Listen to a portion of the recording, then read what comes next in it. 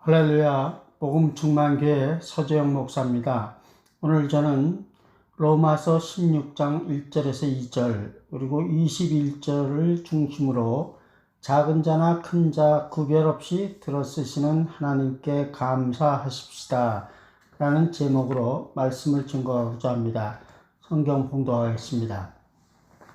내가 갱그리아 교회의 일꾼으로 있는 우리 자매 베베를 너희에게 천거하노니 너희가 주 안에서 성도들의 합당한 예절로 그를 영접하고 무엇이든지 그에게 소용되는 바를 도와줄지니 이는 그가 여러 사람과 나의 보호자가 되었음이니라.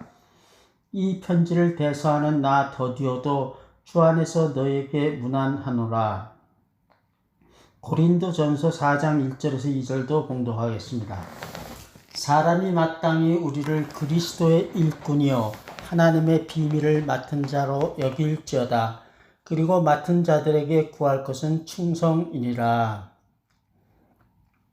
성도 여러분, 지난주에는 예레미야서 33장 1절에서 3절을 말씀으로 믿어지지 않을 때 왜 감사하여야 하나라는 제목으로 말씀을 증거하였습니다. 오늘 저는 로마서 16장 1절에서 2절 또한 22절 말씀을 본문으로 작은 자나 큰 자나 구별 없이 들어주시는 하나님께 감사하십시다라는 제목으로 말씀을 전하고자 합니다. 성도 여러분, 1517년의 종교개혁보다 약 100년 전 1400년대에는 성경이 된 사람들이라고 불리는 사람들이 있었습니다. 당시에는 성경은 라틴어로 된 성경만 있었습니다. 사제들이 일반인이 성경을 읽고 이해하는 것을 원치 않았기 때문이었죠. 그래서 영국에는 비밀리에 라틴어 성경을 영어 성경으로 번역하는 움직임이 있었습니다. 캐톨릭 교회에서 성경 영역을 금지하였기 때문에 번역자들은 잡히면 화형에 처해졌습니다.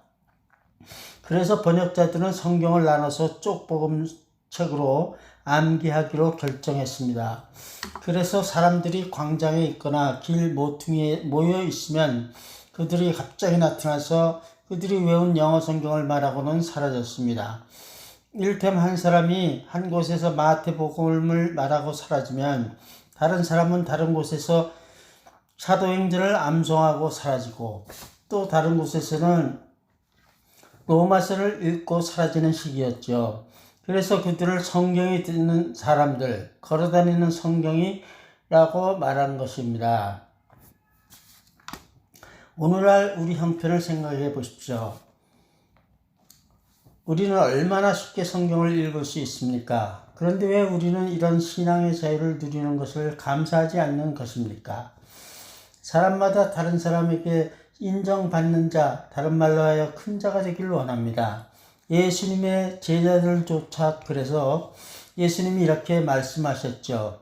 너희 중에 큰 자는 너희를 섬기는 자가 되어야 하리라. 지금은 섬기는 자를 서번트라고 말하지만 옛날에는 종이었습니다. 종은 주인의 명령을 100% 순종하는 사람입니다. 지금 우리는 슬레이브, 종처럼 예수님을 주인으로 섬기고 있습니까?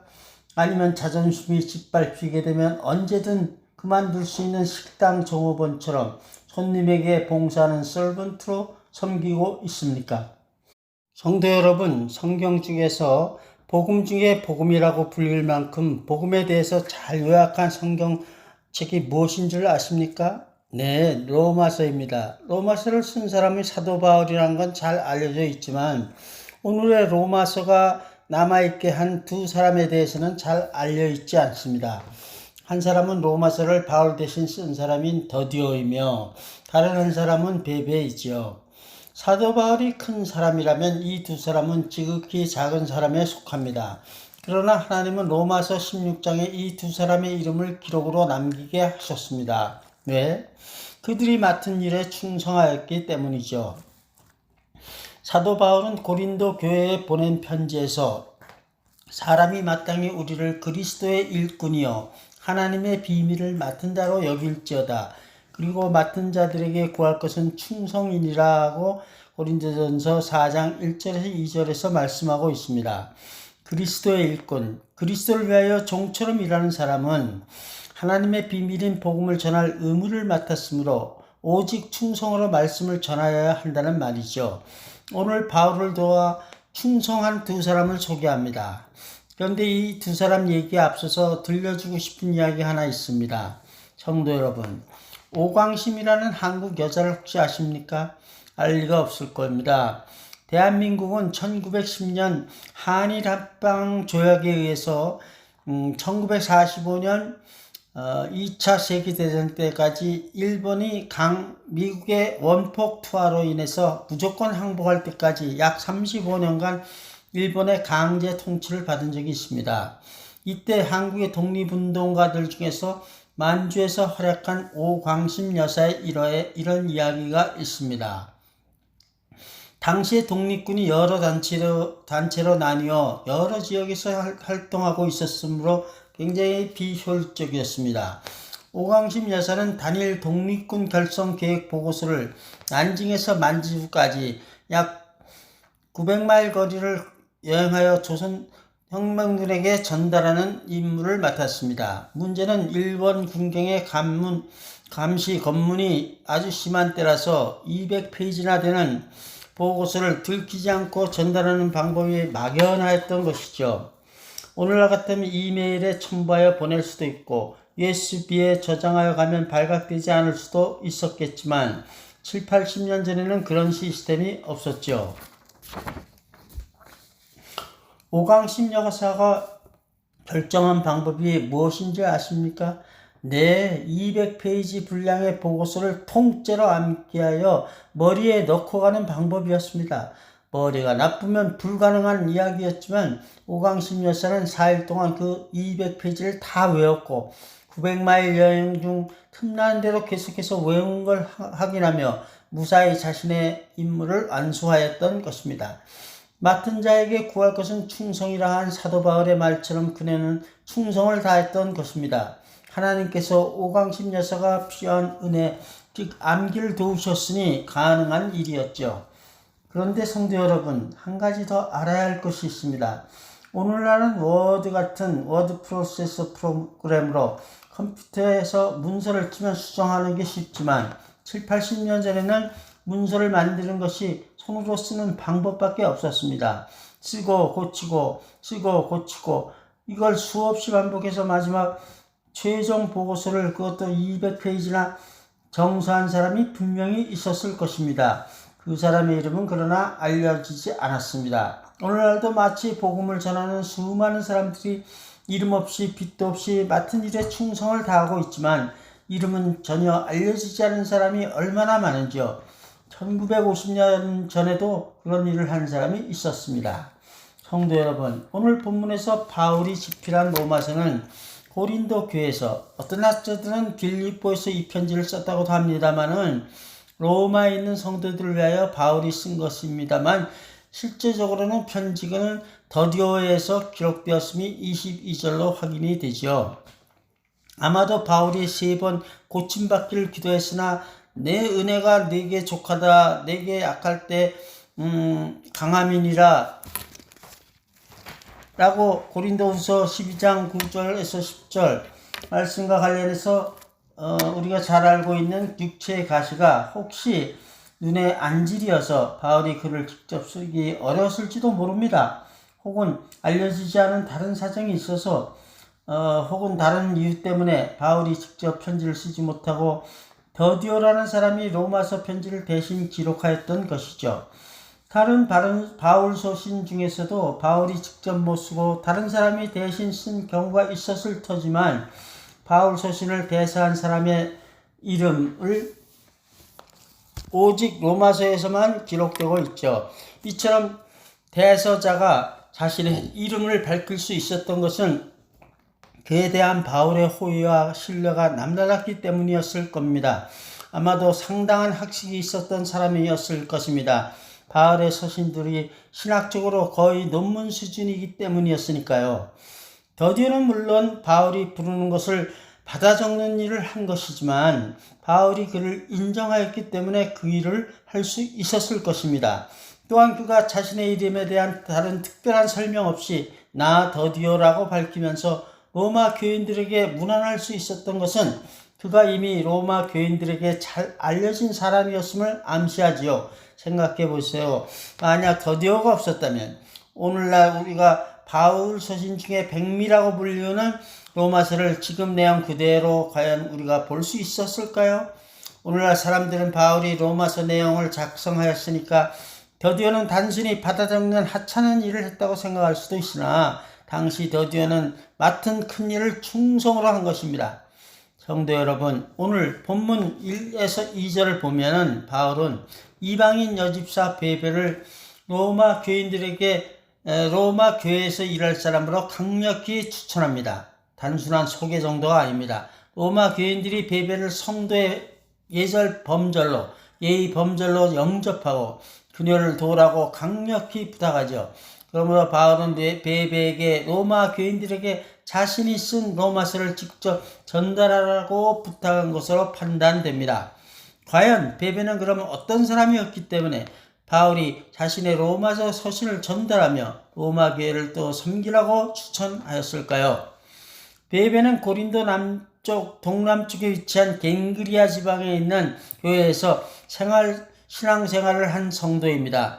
이름으로 판단할 때 이방인 성도임에도 불구하고 그 교회 여집사로 생각됩니다. 일꾼으로 표시된 단어의 헬라어 원어가 디코노스로서 집사 직분을 나타내니까요.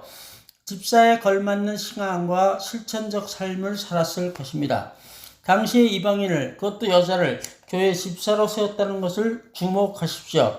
그뿐만 아니라 보호자 NIV 성경에는 베네픽터로 번역된 것처럼 베베는 물질적인 후원자로서 성도와 여러 사역을 물질적으로도 섬긴 사람으로 생각됩니다. 그런데 성도 여러분, 로마서가 기록된 AD 54년 혹은 57년, 약 1950년 전은 성경이 파피루스 종이에 기록되었음을 아시죠? 로마서는 한 장짜리 짧은 편지가 아닙니다. 로마서는 분량이 한 장에서 16장까지 A4 종이로 치면 약 24페이지에 달하는 분량이 됩니다. 로마서를 파피루스에 쓰면 그 부피가 엄청나죠. 로마서를 고린도에서 로마로 보내는 일은 오늘날 책 한 권을 우체국에서 운송하거나 페덱스나 UPS를 이용하는 것처럼 쉬운 일은 아닙니다. 그리스에 있는 고린도에서 이태리 로마까지의 거리는 직선 구간으로 여행할 때 해상 구간을 포함해서 약 600여 마일입니다. 아마도 말 한 필 빌려서 고린도에서 로마까지는 로마서가 기록된 파피루스쯤을 말에 한가득 싣고 며칠 걸려 육로로 또 해로로 다시 육로로 로마까지 갔을 것입니다. 바울에게 모든 여행 경비를 받아서 갔을 리가 없습니다. 오늘날 교회 성도가 멕시코에 단기 선교하는데 담임 목사님에게 돈 받아서 가는 사람이 있습니까? 길 가는 도중에서 강도에게 말을 뺏기면 귀한 편지를 로마 교인에게 전달할 수가 없죠. 당연히 힘센 장정 둘 정도는 보디가드로 자비로 고용하고 갔을 것입니다. 왜? 맡은 바 일인 복음을 전하는 일에 충성하였기 때문이 아닙니까? 복음을 전달하는 사명이 얼마나 중요한지 잘 알았기 때문에 베베는 몸과 물질 들여 충성으로 헌신하였을 것입니다. 오늘날도 그렇게 하기 쉽지 않은 현실이죠. 그러나 하나님은 그런 충성을 하는 성도를 기뻐하시죠. 우리 교회 모든 성도님들이 베베와 같이 충성하여 하나님을 기쁘게 하시기를 기도드립니다. 사도 바울은 자신을 사도 중에 지극히 작은 자라고 말하였지만 우리가 볼 때 바울은 큰 자입니다. 그러나 하나님은 사도 바울도 쓰시고 베베나 더디오 같은 작은 사람도 충성하는 자는 구별 없이 하나님의 일에 쓰십니다.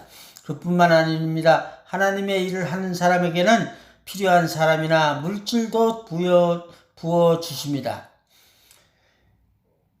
메리 여왕은 100만 대군보다 한 사람 잔 넉스 목사를 그분의 기도를 더 두려워한다는 말을 마지막으로 남기고 죽었습니다.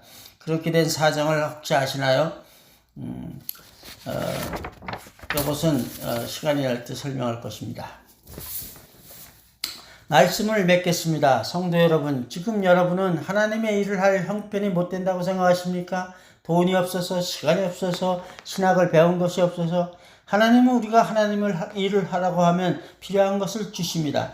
돈이 생기면 하지, 시간이 생기면 하지, 신학 공부한 다음에 하지 하는 식으로 다음으로 미루지 마십시오. 저는 뒤로 미루는 사람이 뭔가를 했다는 소리는 거의 듣지 못했습니다. 자신이 작은 자이므로 하나님의 일을 할 수 없다고 생각하십니까? 하나님은 작은 자, 큰 자 구별 없이 있으십니다. 하나님은 충성하고자 하는 사람을 부르십니다. 성도 여러분, 자신을 그리스도의 일꾼이라고 생각하십니까? 하나님의 비밀을 맡은 자라고 생각하십니까? 하나님은 말씀하십니다. 나는 큰 자를 찾고 있지 않다. 내 일을 맡은 사람에게 내가 구하는 것은 오직 충성이다. 오늘 예배에 참석한 모든 성도들마다 맡은 자에게 구할 것은 충성인 바, 충성하는 자는 작은 자, 큰 자 구별 없이 있으시는 하나님께 감사하기를 주님의 이름으로 축원합니다. 아멘. 할렐루야. 오늘 말씀 제목은 작은 자나 큰 자나 구별 없이 들어쓰시는 하나님께 감사하십시다 였습니다. 복음 충만교회 서재영 목사였습니다. 경청하여 주셔서 감사합니다. 또 뵙겠습니다. 할렐루야.